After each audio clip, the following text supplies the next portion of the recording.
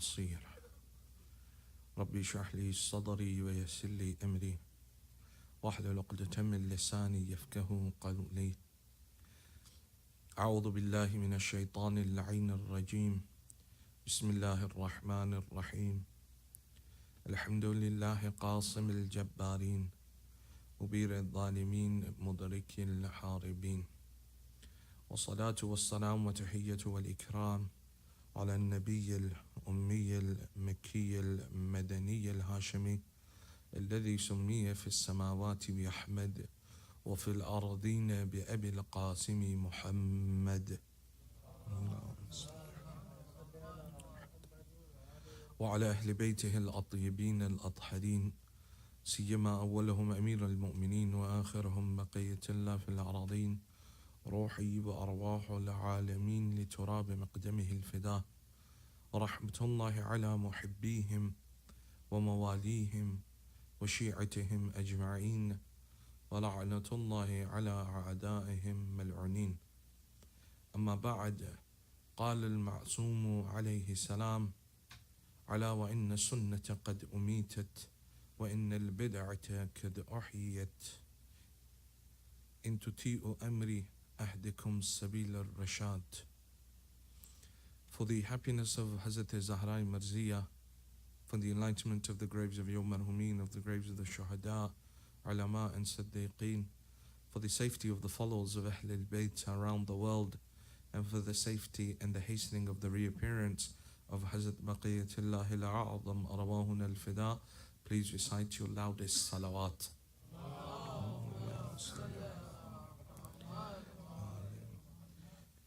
All praise is due to Allah subhanahu wa ta'ala, the one who is Rahman and the one who is Rahim. We've entered the fourth night of the days of mourning for Aba Abdullah. And as we've been explaining over the previous nights, that these are no ordinary gatherings. These are no ordinary majalis, mahafil that we hold, but rather these are following in the sunnah, in the footsteps of not just the A'imma post Karbala, but from the Anbiya, from the time of Nabi Adam. And this sunnah is something that will continue until the Day of Judgment. When we read the dua of the 3rd of Sha'ban for the birth of Imam al-Hussein alayhi salatu wassalam,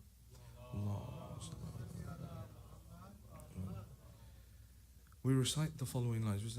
We say, Allahumma inni as'aluka bihaqqi mawludi fi hadha al-yawm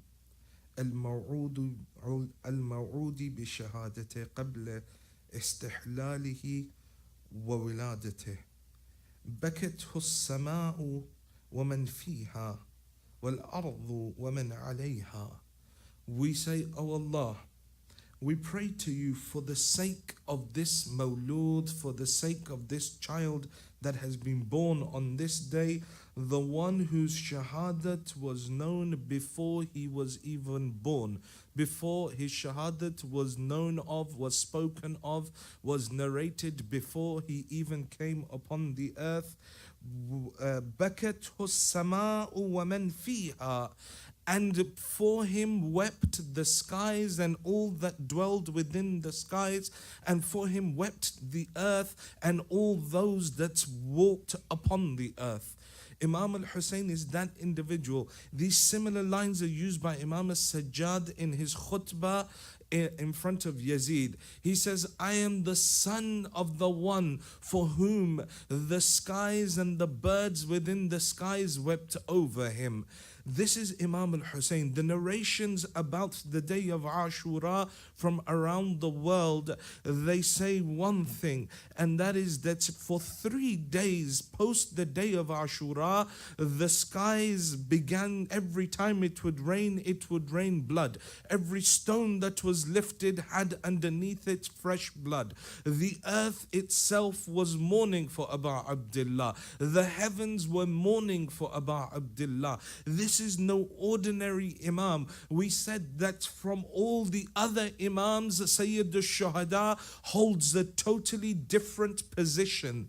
Sayyid al-Shuhada is the Imam that all the other Imams look towards for their hajat. We gave you the example of Imam al-Hadi a couple of days ago. Imam al-Hadi is ill. He sends someone to Karbala, go and pray for me in Karbala. He says to the Imam, but are you not the Hujjah of Allah as well? He says, yes, I am the Hujjah of Allah, but my grandfather Hussein holds a different station. He holds a different position in the eyes of Allah. When the Holy Prophet ascends to Mi'raj, he says that when I reached the Arsh of Allah, I saw inscribed upon the right side of the Arsh, Inna al-Hussein misba'ul huda was safinatun najah, that Hussein is the lantern of guidance and is the ark of salvation. Someone came to the 8th Imam. They said to the Imam, but Mawla, are you not all arks of salvation? What makes Abu Abdullah so special? The Imam replies, he says, yes, we are all sufunun najah. We are all arks of salvation. Amma Safinatul Hussein. But the ark of Abu Abdullah is far faster. It is far vaster. It can take more people faster towards salvation than any of us A'imma. Because Sayyid al-Shuhada gave everything in the way of Allah subhanahu wa ta'ala. We've also been highlighting for you the interactions of the prophets with the event of Karbala and the land of Karbala. We've already mentioned Nabi Adam. We've mentioned Hazrat Musa. Today I want to look at Hazrat Nuh. They say when Hazrat Nuh began building his ark, and the floods came and the ark set sail and the earth was the inhabitants of the earth was destroyed. Hazrat Nuh sailed around the earth. At one point he reached this land of Karbala. The ark was passing over and a storm began to strike the ark. The narration says that Nuh said that it was such a strong storm. I felt that the ark itself would go under the water and all that were on the ark would perish.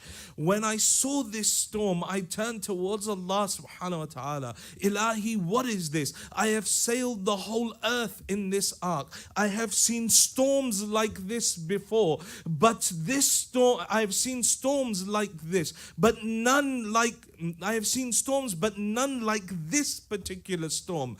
What is this that it brings so much fear and so much sorrow into my heart? Allah subhanahu wa ta'ala replies through Hazrat Jibreel, Nuh, this is the land of Karbala. We wanted to highlight for you that on this land the greatest of men shall give their lives. This is the land where the grandson of Rasulullah will be killed thirsty. Every Nabi was told of the story of Sayyid al-Shuhada. And we've heard it. For 31 years of my life, in the 31st year, I'm narrating the story to you. 30 years of my life have passed and we've heard this story. But the question is, what difference has it brought in my life? It's a question we all need to ask ourselves. 30 years, 40 years, 50 years, 60 years, 70 years, 10 years. I've been listening to this story, but what change has it brought? Because Sayyid al-Shuhada, as we highlighted, said, وَإِنَّمَا خَرَجْتُ لِطَلَبِ الْأَصْلَاحِ fi ummati jaddi. I've come out in order to seek reform in the ummah of my grandfather. His message is one of reform. If I have been listening to it for 30 years, or if I say that from the age of 5 or 6, I was cognizant of what was happening. So for 25 or 26 years of my life, I have been hearing this story. 10 years of it, which I have spent narrating for others this story. But now I need to ask myself, what is it that I have changed in my life that makes me more Husseini? Otherwise, everything is just a waste of time. Because the message of Abu Abdullah is the message of reform. It's the message of change. Reform towards what? We said yesterday, reform towards Allah subhanahu wa ta'ala. Leaving Mecca, he gives the khutbah, Man kana badhilan muhjatah wa muwattanan ala liqa'illah falyarhal ma'ana inni rahilun musbihan insha'Allah. Says, those of you that have made an intention to spill your blood in our way and have made a firm intention to meet with Allah, then come with me, for I am leaving Mecca in the morning. It was a message of reform towards Allah.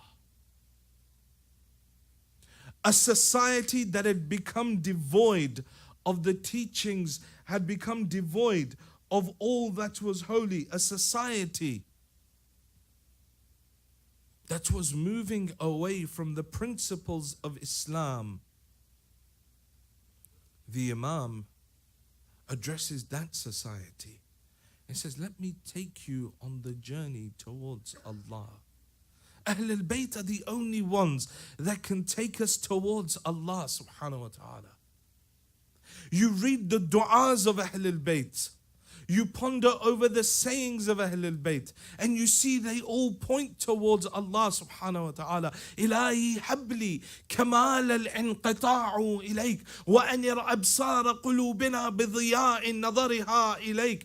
Under this banner of liqa Allah, of to meet with Allah, many of the individuals, many of the scholars that explain this concept of liqa Allah, they speak about this line from Munajat Sha'baniyah. إلهي هب لي كمال الانقطاع إليك وأنر أبصار قلوبنا بضياء نظرها إليك. This line encompasses everything that Sayyid al-Shuhada stood for. My Lord, give me the ability to totally cut myself off from all that is worldly. وأنر أبصار قلوبنا بضياء نظرها إليك, and enlighten my heart by viewing your divine light.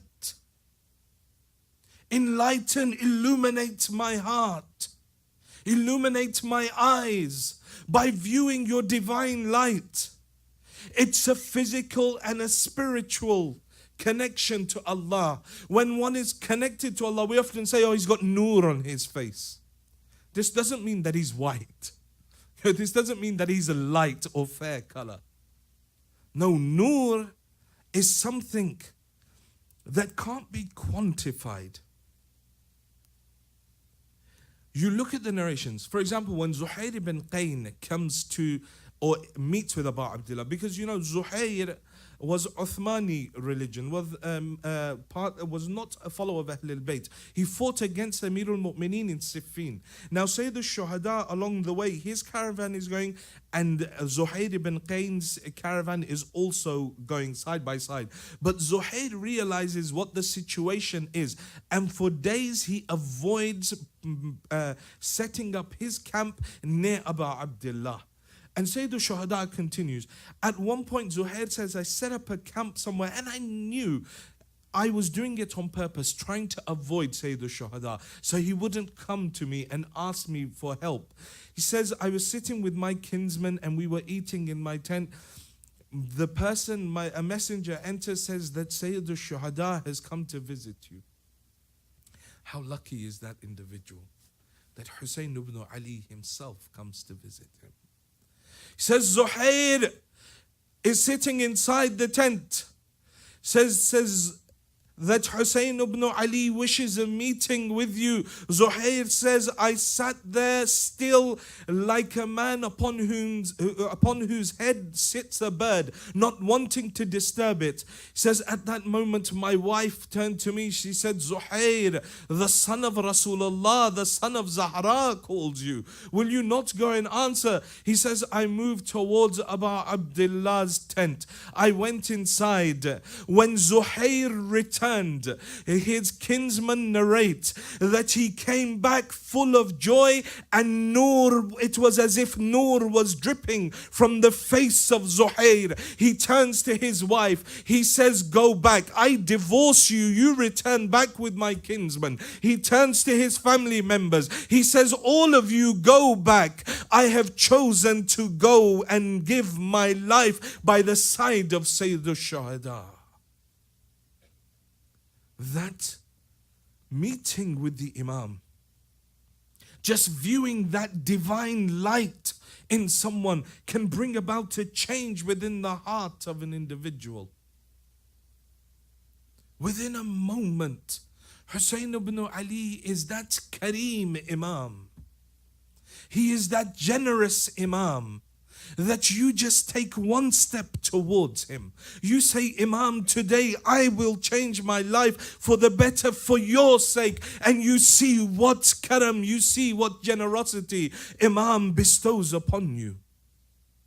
That if Zuhair, who lived a life of sin, lived a life away from Ahl al-Bayt, Imam can come to him and bring him towards eternal salvation. If Hur can be brought towards eternal salvation, then at least I still profess some sort of faith. At least I've tried somewhat to fall in love with Ahl al-Bayt. But for that, for liqa Allah, to meet with Allah, it requires me to shed from myself the weights that hold me upon this mortal realm, within this physical realm. To allow my soul to take flight, to return towards the essence from which it was once emanated. To make that connection strong again, to allow the divine light to shine back out from my heart again, I need to do certain things. One of those things that we spoke about yesterday, sacrifice. I need to give that which I love the most. لن تنالوا البر. You will never achieve righteousness until you give benevolently from that which you love the most. This is what Sayyid al-Shuhada teaches us in Karbala. That with every single shaheed that he gave, every single sacrifice that he made in the way of Allah subhanahu wa ta'ala, they say his face became brighter. The nur began emanating brighter and brighter from his face, that when he falls from the horse to the plains of Karbala, having given Abbas, having given Qasim, having given Ali Asghar, having given Ali Akbar, he falls to the ground of Karbala, and the Mal'un says, I've never seen a man so broken, so madhloom, so ghareeb, so alone, but yet his face so radiant, because he had given everything in the way of Allah subhanahu wa ta'ala. Yesterday we started a narration from Kalimat al-Kithar of Nahj al-Balagha, where Amir al-Mu'mineen speaks about a brother in faith that he used to have. كان لي فيما مضى أخ في الله وَكَانَ يُعْظِمُهُ فِي عَيْنِهِ. Says that he was honored in my eyes. And we went through two characteristics yesterday. صِغَرُ الدُّنْيَا فِي عَيْنِهِ. The dunya The reason why Amirul Mu'mineen loved him, says the dunya was small in his eyes. He considered the dunya to be insignificant. Imam's listing for us 15 or 16 characteristics that if you want a checklist of things to implement within your life to say, can I do this? Do I already do this? How close am I to being that person that the Imam says, that's my brother in faith? Says the first trait that he possessed, the dunya was small, was insignificant in his eyes. He wasn't worried about the dunya. And we'll go more into the peculiarities of the dunya on the 9th night, when we speak about one of the narrations about Abdullah does from the plains of Karbala.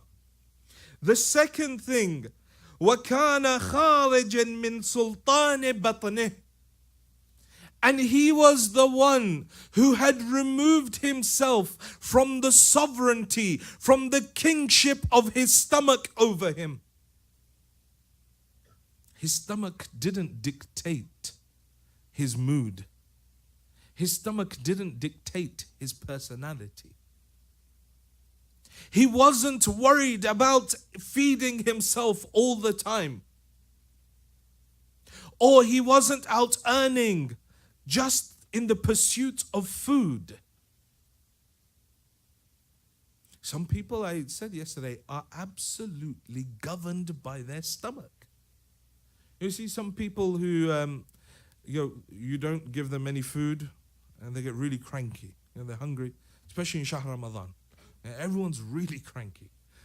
Instead of being happy that I'm like progressing towards Allah, I'm doing one of the greatest worships in the eyes of Allah, I'm like, I dread it coming up to it. Once I'm in it, I'm like, when's it going to end? And it's the only time where, one time in the year that everyone cares about one thing.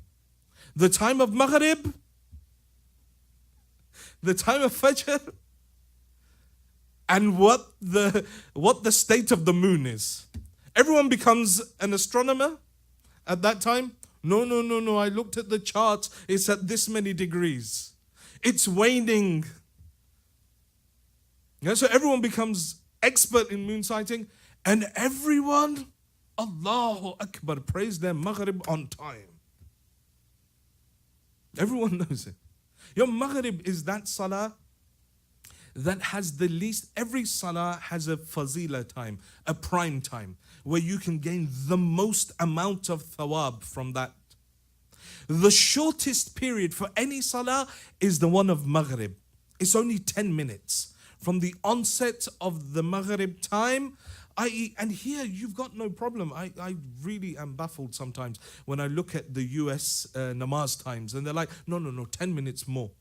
You guys have like an open sky, especially here in Texas. You don't have any clouds anywhere. You should be able to judge the time of salah just by looking at the sky. The definition or the criterion for Salat al-Maghrib is when the redness of the sun has passed from overhead. So when sunset begins, you see that there's a red hue in the sky. It says when that has retreated into the distance, then that is the time of Maghrib. Not wait, need to get darker. No. It's the redness, when the redness retreats from overhead.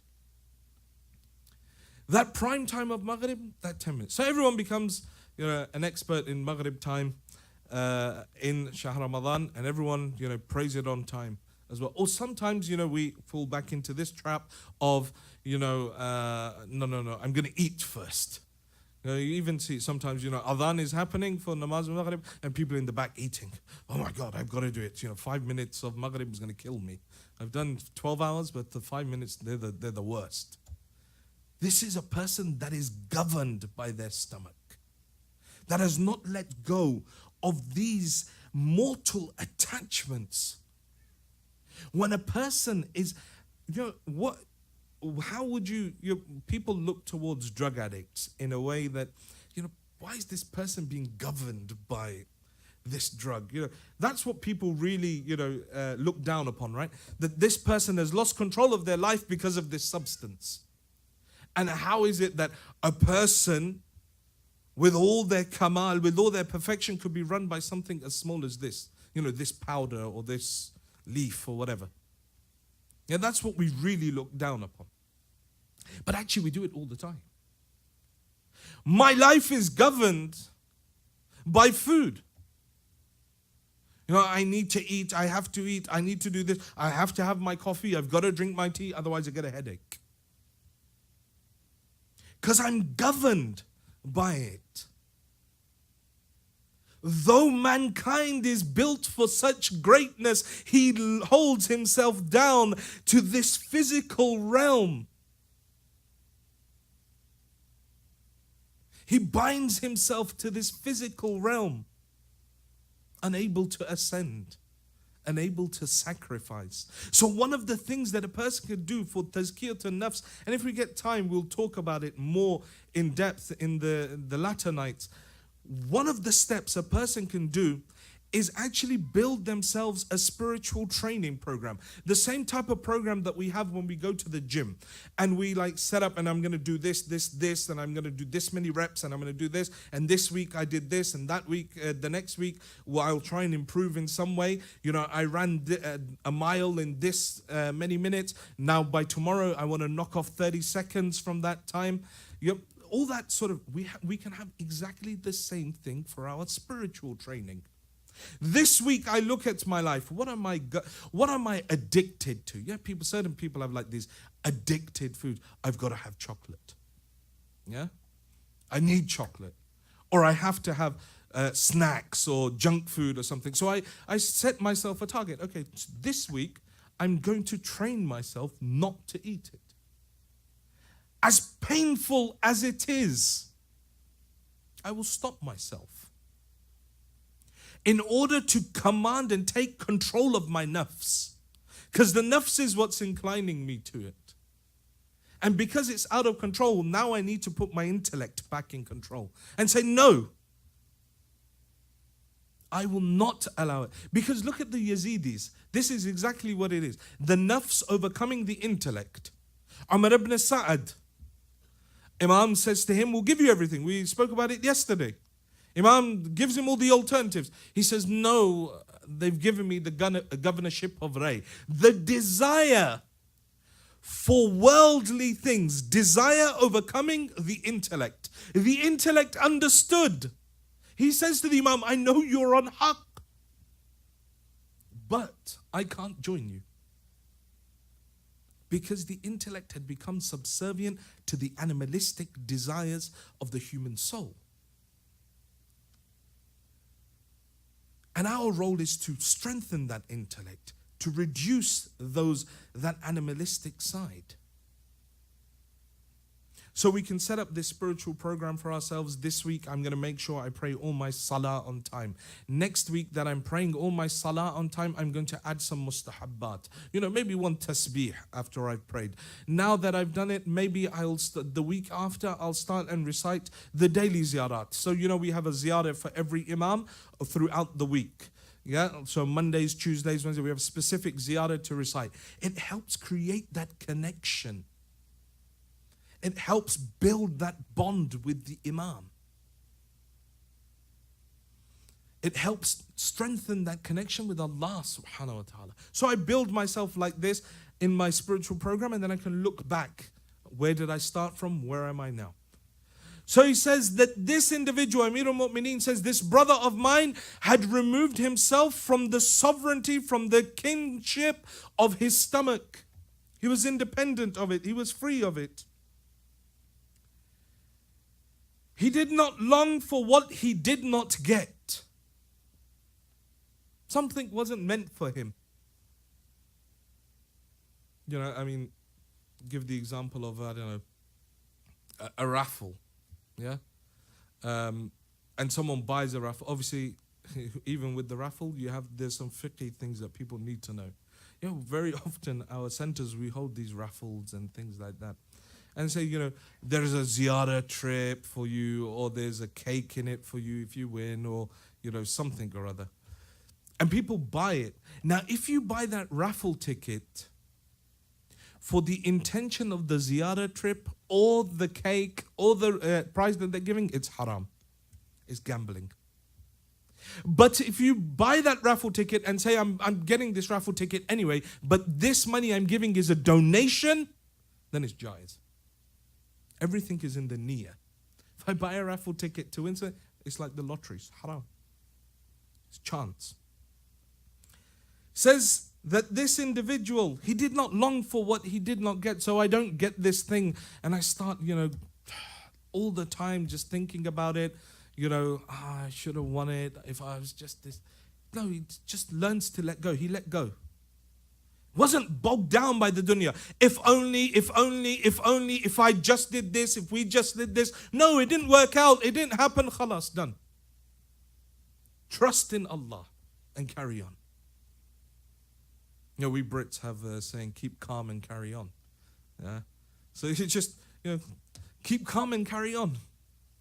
Didn't work out, didn't happen, I didn't get the grades that I wanted. Okay, don't bog down. Don't bring down the self-esteem of your children just for something that is based within the dunya. Yes, we're looking at their future, but there are many ways that a person can inculcate in a loving way and raise their children to a point where they will then also serve you and Allah subhanahu wa ta'ala. What we should be doing is driving a religious lifestyle. We're like, no, go to tuition. Not Majlis of Abu Abdullah. Sorry, if tuition clashes with the Majlis, tuition is greater. Because I want him to get the grades. What about the grades in the grave? What about grades in front of Allah? Says, no, tomorrow you've got an exam. Don't wake up for Fajr, it's okay. No, you've got assignments. It's okay, you don't fast. I know you're 14 and it's wajib on you. Sometimes parents drag their children to hell. No parent wants to do that. But inadvertently, because of our obsession to the dunya and our attraction and our love of the world, we drag others around us to hell as well. So it says he did not long for that which he did not get. If he got something, he would not ask for more. Satisfied with what he had. In Shahr Ramadan, when we were here, we spoke about this idea of happiness. Why is it that happiness is devoid within general around the world? You go to different societies around the world and you find that people are always, unhappy about things. And it is this attachment to consumerism that creates it. When those of you that do marketing, you know that when you sell a product, you never ever sell the product. You want to sell people the lifestyle around the product. So you want to build a lifestyle that they want to do it. Like you buy a house, but you look at the commercial or you look at that billboard and it's always got someone smiling on it. House for sale. And you're like, you know what? If I bought this house, maybe I could smile like that. You don't say it, but your subconscious says that. You see a car ad on TV and you think, you know what? If I had that car, I could just be like that guy. Look how happy he is, how powerful he looks. And I buy the car and I think, yes, that's great. And then I realize after a week, I don't really like it. And so then I start looking for the next model. You look at aftershave advert, cologne for you guys in American, your cologne adverts on TV. And people look at it and say, well, you know what? I want to be like that. He looks really cool. I want to be the one diving off a boat into the sea. Yeah? And so then I go out to buy it. And then I realize, actually, well, I've worn it, but I got no boat to dive off into the sea with. Because what's happening, the way basic marketing works is this, that you sell a lifestyle and the people will buy your product. That's why when you watch, those of you that get a chance and you go home and watch the commercials, you'll see that the best commercials that draw you in, they don't even tell you what the product is that you're buying. You'll watch it for the first 15, 20 seconds and then right at the end, for about 2 seconds, you'll see a picture of the aftershave bottle. Because they're selling you the lifestyle. And so that inherently develops a desire within a person for something else. But Imam is saying, my brother in faith was that individual that when he had something, he didn't want anything more. He was satisfied with that which he had. Most of the time, he was silent. He didn't speak. Wasn't idle. Many a times, some people just speak idly. Things that have absolutely no bearing on their life. One of the examples I give, because the Imam, fifth Imam, says that the sign of the fool is that the fool will always do idle talk. Things that have no bearing on his life, that won't actually make a difference, won't actually develop him and make him closer to Allah. One of the classic examples is politics. Or then not politics from here, when people start talking about politics back home. Pakistani politics, this will happen in India, this will happen, this person needs to go. But it has no bearing on your life. You're here, you're stuck here. What are you going to do? What does a person achieve speaking about that? Nor are you part of a political party there, nor are you in a position to influence it. But, we sit down and we find the solution to the whole, Pakistani, instability within like 10, 15, 20 minutes. Actually, no, that's me being generous. 15, 20 minutes. You see people talking 3 hours, 4 hours, and they still haven't come to a conclusion. And everyone's just talking idly. Imam says the follower, my brother, my Shia is the one that doesn't speak idly. He's silent most of the time. And if he spoke, he silenced others. He was silent most of the time, but when he spoke, it silenced everyone else. He was weak and feeble, but at the time of fighting, he was like the lion of the forest or the serpent of the valley. That when you looked at the appearance, and this is the same as Amir al-Mu'mineen, when people looked at the appearance of the Imam, they found a frail, skinny individual that would only eat barley bread, dried barley bread and water. Where is it that he gets the strength to lift the doors of Khaybar from? The same again, this individual, the Imam says he was weak and feeble. But yet when he was in the battlefield, he had strength, because there is a difference between physical strength and spiritual strength. There is a difference between it. In fact, when you look at the narrations for our Imam, he says that when the Qa'im of Ali Muhammad will come, he will go towards his Shi'as, he will touch them on the chest, their hearts will become hardened like iron, and they will be given the strength of 40 men. Be given the strength of 40 men. Spiritual strength, physical strength are two different things.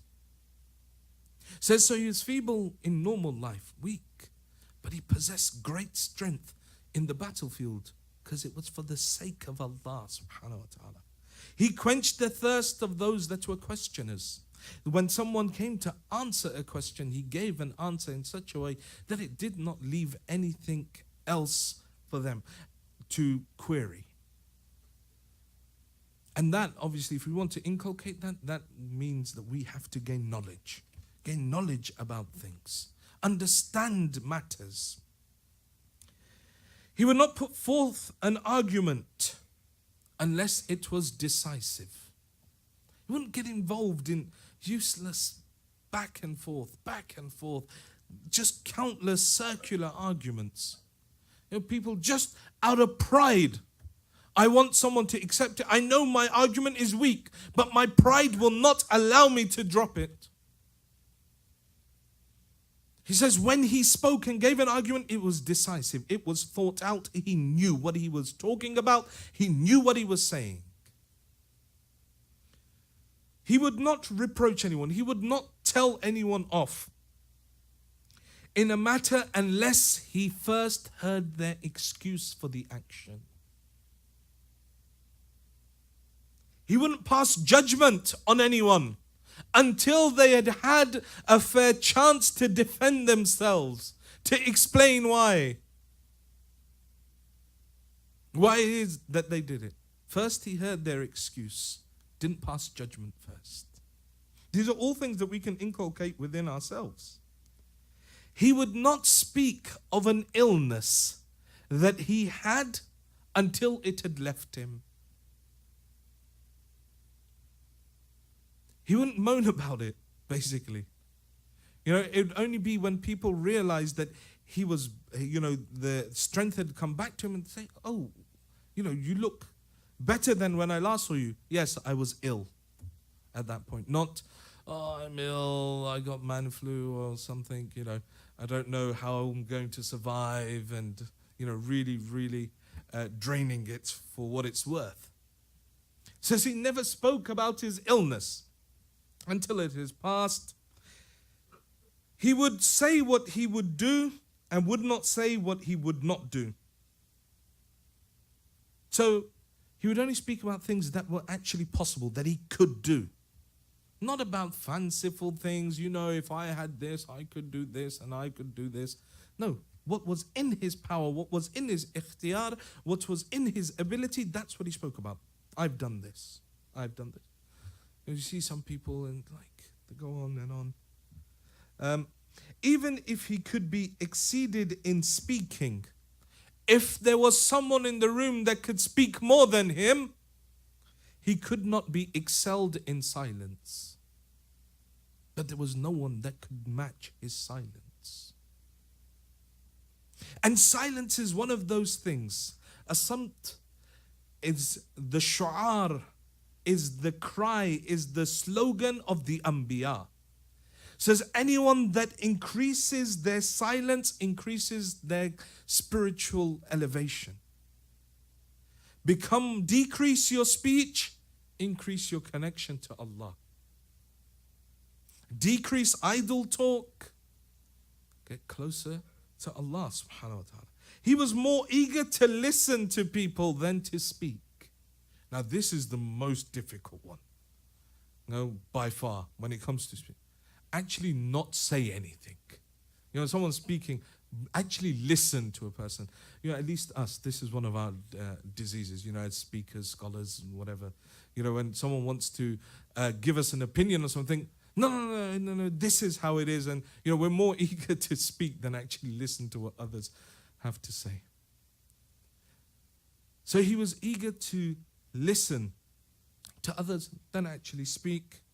And if two things confronted him, he would see which one was more connected to his desire, to his heart, and he would oppose it. So he had two options in front of him. And there was one that he wanted to do. There was two things in front of him. There was cake. No, these are my examples, not that he actually had cake in front of him.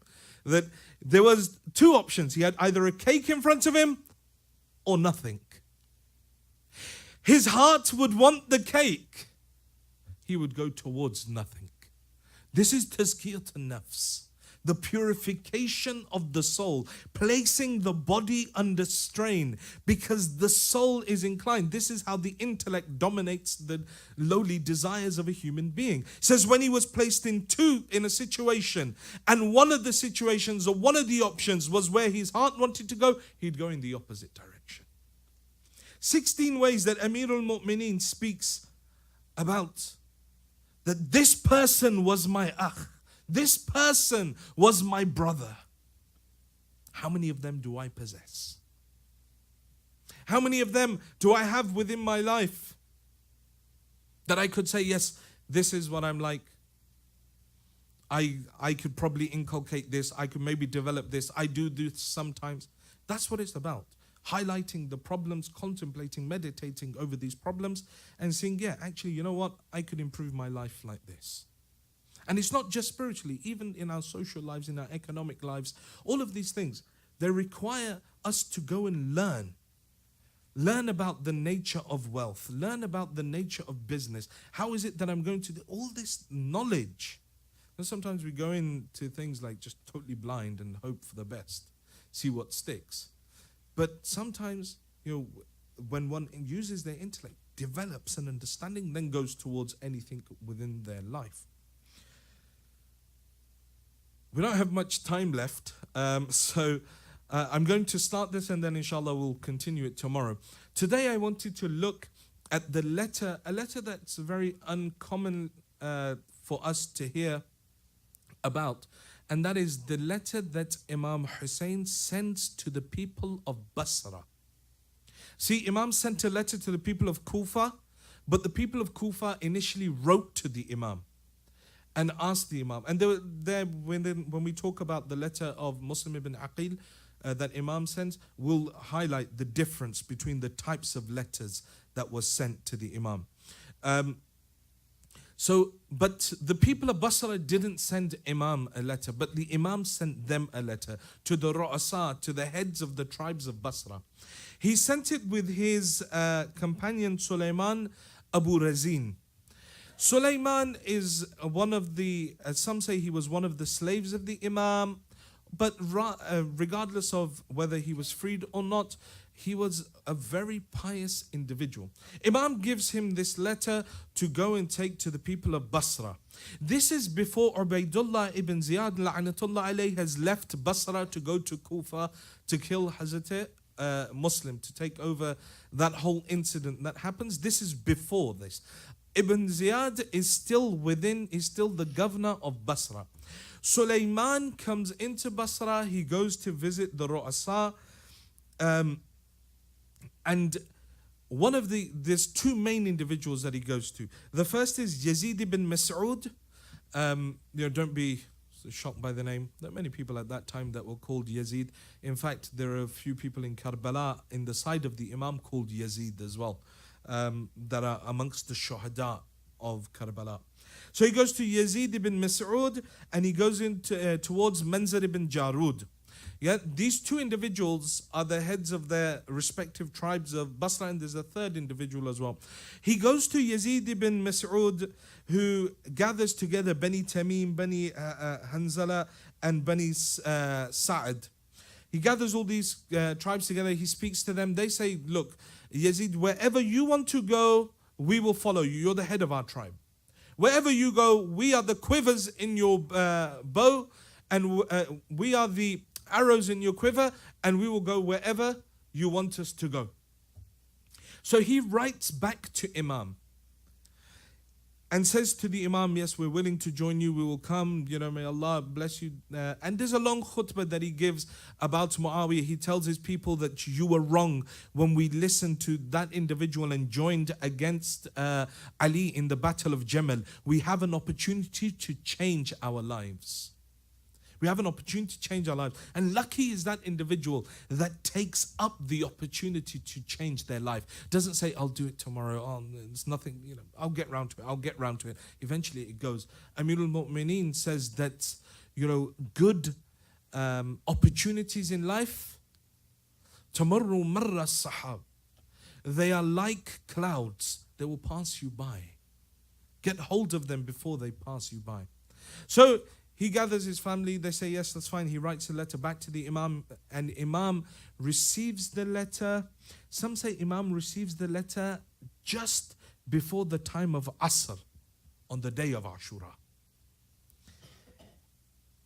Imam receives the letter. Some say Imam wrote a reply back, or that the Imam says, may Allah bless you, and may Allah quench your thirst on that day, when all are thirsty, Yawm al-Qiyamah. This letter reaches back to Ibn Mas'ud. He gathers his people. As they're making their way, they hear of the news that Sayyid al-Shuhada has been killed. Yeah, but they made the intention to leave, and they were going. But along the way, they hear about the death of Sayyid al-Shuhada, and they turn back. The second individual that it is given to is Manzar ibn Jarud. Now Manzar ibn Jarud is the father-in-law of Ibn Ziyad, but he was afraid of him. He thought that maybe Sulaiman was a spy of Ibn Ziyad sent towards him to test him. So Manzar ibn Jarud takes Sulaiman Abu Razin towards Ubaydullah ibn Ziyad. He gives Ubaydullah ibn Ziyad the letter. Ubaydullah ibn Ziyad cuts off the head of Sulaiman, throws his body from the top of Baytul Amma, in the same way that he did with Muslim ibn Aqil. But what is the content of that letter? The letter is very short. The Imam says, "Ala wa inna sunnata qad umitat." He's explaining why it is that Karbala needs to happen. Why it is that society has been driven to this point. Why it is that a drunkard like Yazid is on the throne ruling the Muslim Ummah. The Imam says, "Ala wa inna sunnata qad umitat. Wa inna al-bid'ata qad uhyiyat. In tuti'u amri wa tasma'u qawli ahdikum sabila al-rashad." The Imam says, you should know that the sunnah of the Prophet has been killed. وَإِنَّ الْبِدْعَةَ قَدْ أُحْيِيَتْ, and bid'ah, innovation, has become rife within society. إِن تُطِيعُوا أَمْرِي, if you listen to my commands, وَتَسْمَعُوا قَوْلِي, and listen to my words, أَهْدِكُمْ سَبِيلَ الرَّشَادِ, I will take you towards success. Two things that Imam says. The sunnah of the Prophet has been killed. Sunnah that, imamat became khilafat, khilafat became monarchy. This is also one of the bid'ah. The greatest sunnah of the Prophet that was killed was the sunnah of the love of Ahl al-Bayt. Now it's a society that is devoid of the love of Ahl al-Bayt. Society that wants to kill the grandson of the Prophet. A society that has killed Amir al-Mu'mineen. A society that has killed Sayyidah Zahra. A society that has poisoned Imam al-Hassan. He says this is the reason the sunnah is not being followed and innovation is rife within this society. Tomorrow we're going to look at what about how many sunnah in our life have we killed of the Prophet? How many bid'ah have we introduced? How many innovations have we introduced into our religion, into our day-to-day lives? That let it not be the case when our Imam rises, because we spent all our life destroying the sunnah of the Prophet, that now when he comes we can't recognize him. Or we spend all our lives adding new innovations to the religion, things that take away from the original sources, that now we can't recognize our Imam. We choose not to join him. We end up on the opposite side. Because we said that many people met the Imam. Many people joined with the Imam until the Imam told them it's a one-way journey, and their hubb ad-dunya, their attachment to the world, forced them away.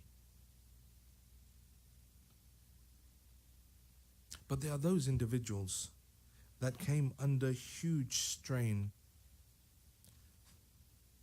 that came under their own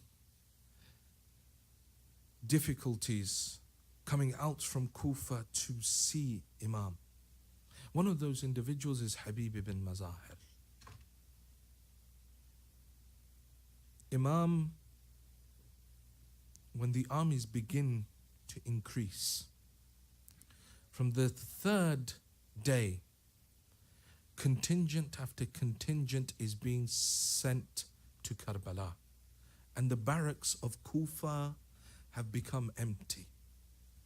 Thousands, 5,000 one day, 3,000 another day. It begins to get filled. At this point, the narration says that Sayyidah Zainab comes to Abu Abdullah and says, brother, all these people gathering, why are they gathering here? The Imam replies, sister, their intention is to kill me. Sayyidah Zainab looks towards her brother. She says, then is there no one that will come to aid us? Is there no one that will come to help us? Abu Abdullah says, let me try. And he writes a letter to his childhood friend Habib ibn Mazahir. من حسين بن علي إلى رجل فقيه. From Hussein to the great jurist Habib ibn Madahir. Habib, I have been surrounded by the enemies of Allah. I am alone. If you are able to come and help, join me. The letter reaches Habib ibn Mazahir, and now Habib, reading the letter, prepares himself. He makes his way to Karbala.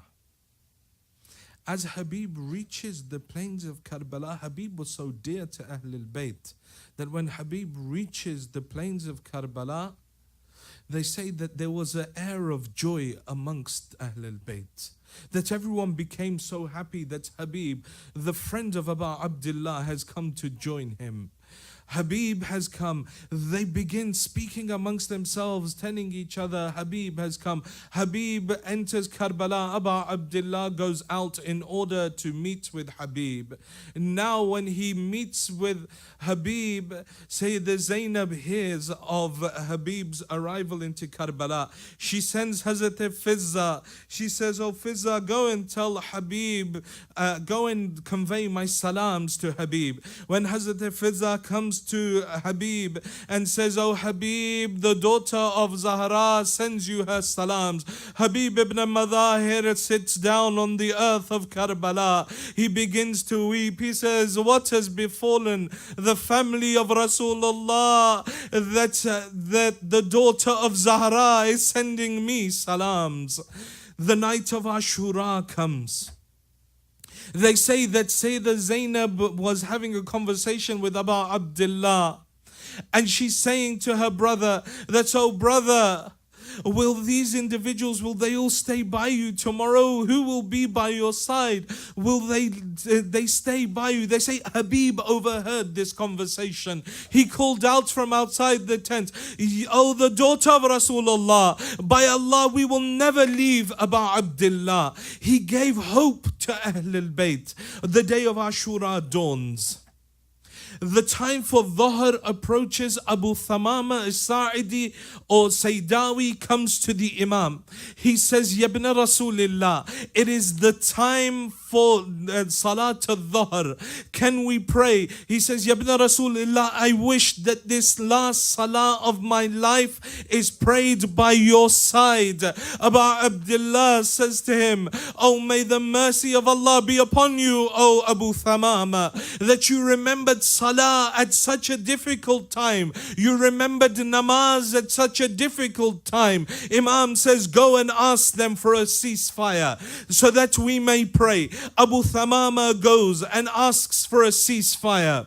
Abu Abdullah begins to prepare the lines. At this moment, someone shouts out from the army of Yazid, Hussein, what have you to do with namaz? Hussein, your namaz is not accepted.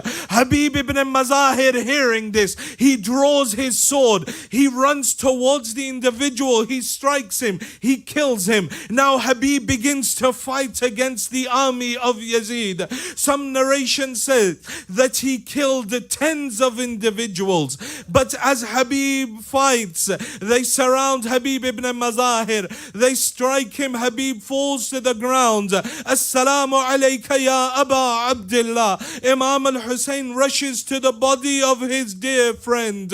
He comes to the body of Habib. He takes the head of Habib in his lap. He says, oh, may the mercy of God be upon you, oh Habib. You are that individual that would recite a whole Quran in a night. Habib, may God's mercy be upon you.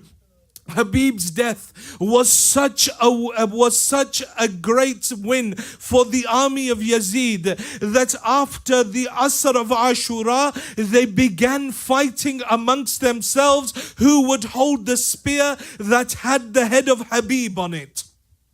Because they began arguing amongst themselves, they reached the conclusion that the head of Habib will not go on a spear. Instead, let's tie the head of Habib around the neck of a horse. So they tied the head of Habib around the neck of the horse. As the horse walked, the legs of the horse would strike the head of Habib. When this army reached Kufa, the individual that says he says, I was walking with the horse that had the head of Habib. He says, as we walked into Kufa, the people surrounded, people were making merry, people were coming, others were dancing around, people were drumming. This is where the daughters of Ali and Zahra have been brought. This is where the daughters of Ali and Zahra have been brought.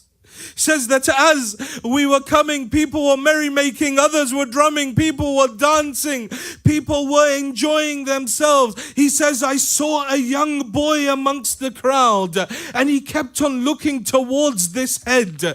I looked towards him. I said, what is it to you?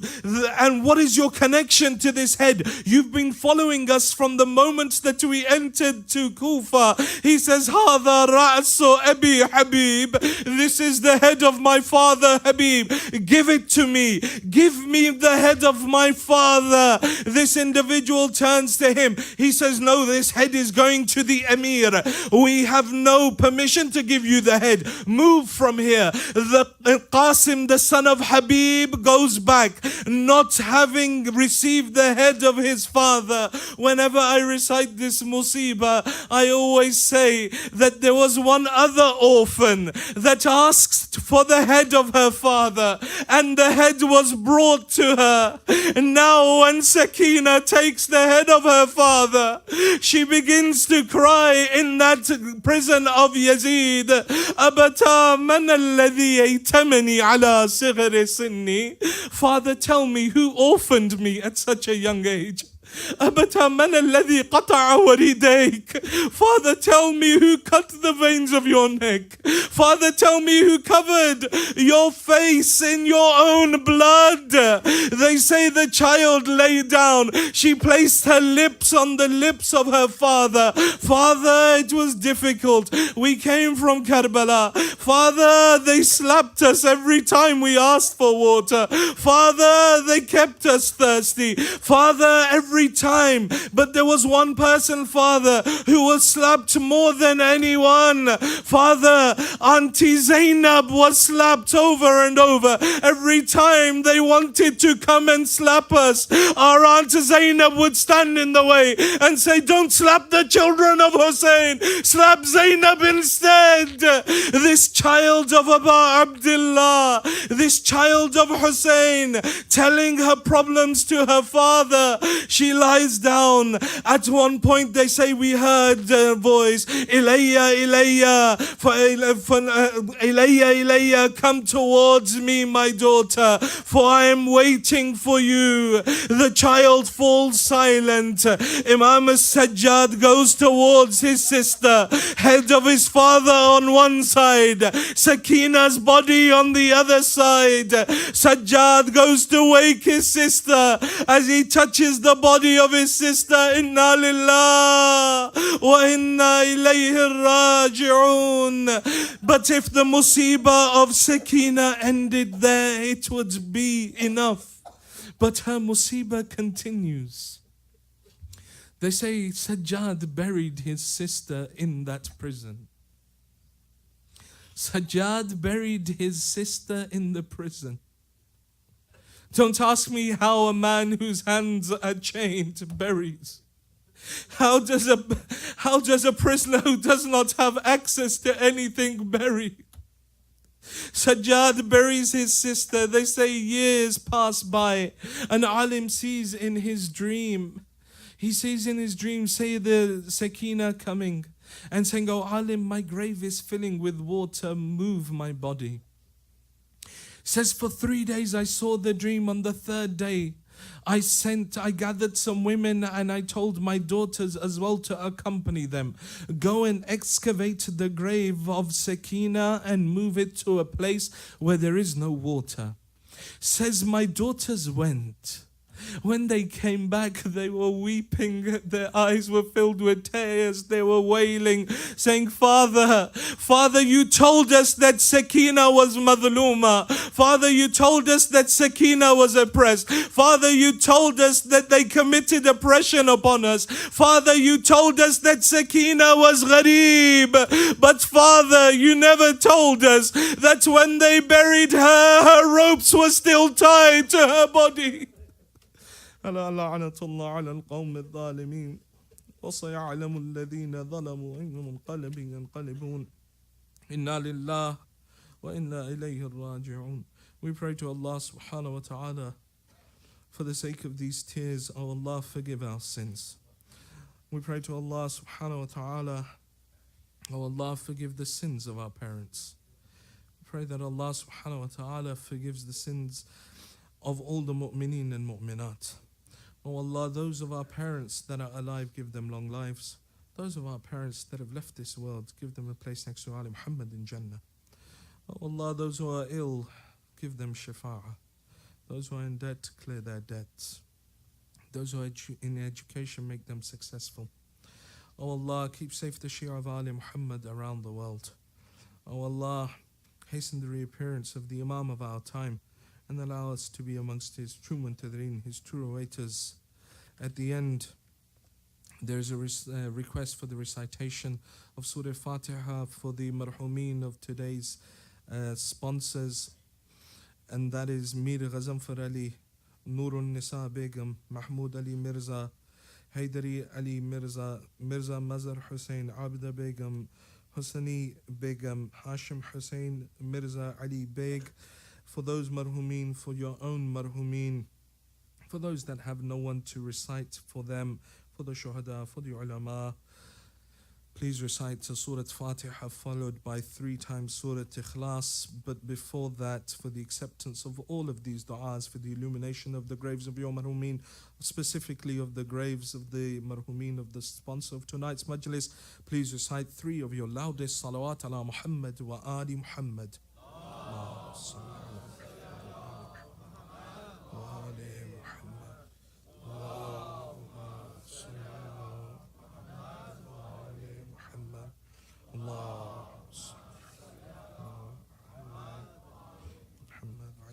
بسم الله الرحمن الرحيم الحمد لله الرحمن الرحيم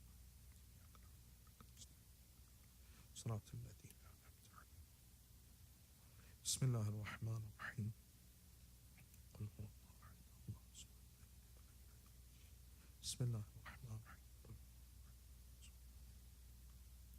بسم الله الرحمن الرحيم. In the end, there is another request for Dua Shafa'ah for Shaukat Hussain Naqvi and all those that are ill. Many people have contacted us over the last couple of nights for dua of shifa'ah for their individuals, and these truly are the nights where shifa'ah can be gained, both spiritually, both physically. For those that have brought some sort of sorrow, some sort of difficulty, for your hajat that you brought, many people ask us for dua.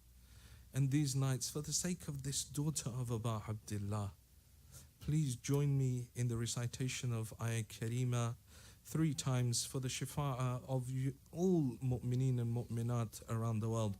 Bismillahir Rahmanir Rahim. Amman yujibul mudtarra idha da'a wa yakshifu as-su'. أمن يجيب المضطر إذا دعاه ويكشف السوء أمن يجيب المضطر إذا دعاه ويكشف السوء. صلوات.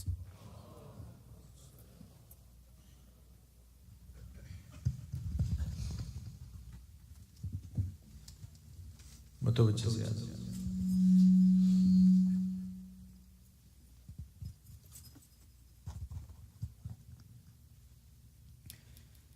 اللهم صل على محمد وآل محمد. السلام عليك يا أبا عبد الله. السلام عليك يا ابن رسول الله. السلام عليك يا ابن أمير المؤمنين وابن السيد الوسيين. السلام عليك يا ابن فاطمة الزهراء سيد نساء العالمين. السلام عليكم ورحمة الله وبركاته. السلام عليك يا مولاي يا ابن مولاي يا غريب الغرباء. السلام عليك يا معين الضعفاء والفقراء. السلام عليك يا سلطان يا أبا الحسن علي بن موسى رضا. السلام عليكم ورحمة الله وبركاته. السلام عليك يا مولانا يا صاحب العصر والزمان. الأمان الأمان الأمان. السلام عليك يا خليفة الرحمن. السلام عليك يا شريك القرآن. السلام عليك يا مظهر الإيمان يا إمام الإنس والجان. عجل الله تعالى فرجك وسهل الله تعالى مخرجك وظهورك وجعلنا من مواليك وانصارك. السلام عليكم يا أهل البيت النبوة جميعا ورحمة الله وبركاته.